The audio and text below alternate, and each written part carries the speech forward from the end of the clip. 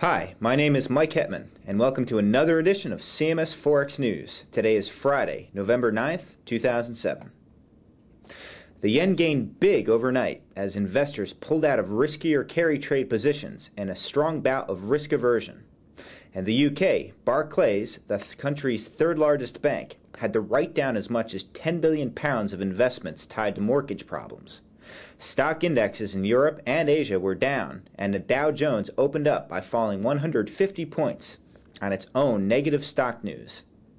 With subprime mortgage woes now coming to light on Wall Street and in London, the Forex market is experiencing volatile swings as investors shun carry trade.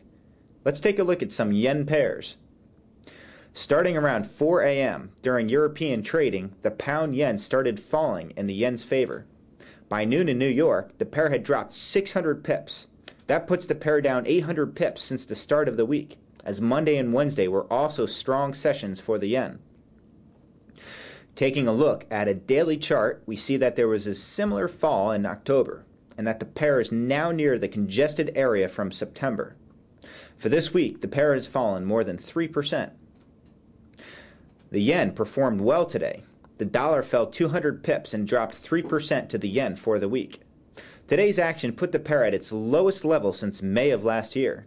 Currencies that are destinations for carry trade suffered in this environment of risk aversion. The Australian and Canadian dollars decreased around 3.6% for the week. The New Zealand dollar was close behind at 2.8%. The US dollar gained 250 pips on the pound, shaving off most of the gains the pound managed earlier in the week.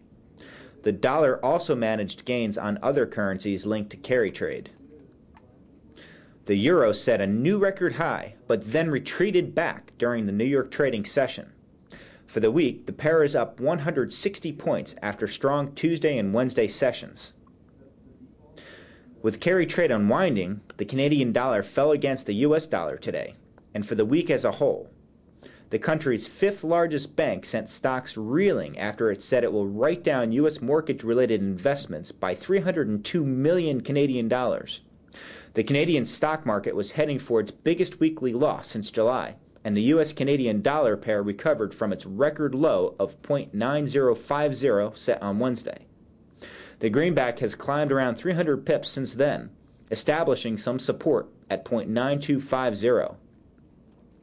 Trade balance data from the two North American countries helped the U.S. dollar as well. It showed its trade deficit narrowing while the Canadian trade surplus shrank. This may be a direct result of the stronger Canadian dollar and weaker U.S. dollar. Preliminary figures for consumer sentiment in the U.S. during November showed a steep drop to 75. It is the lowest level since October 2005 after Hurricane Katrina. A deepening housing recession, lower growth projections, low consumer confidence, and losses on Wall Street are all contributing towards higher volatility in the markets. And that's it for this Friday edition of CMS Forex News. We will see which way stock markets and investor confidence goes in the next week, or if risk aversion will persist. Thank you for joining us at CMSFX.com, and have a great weekend.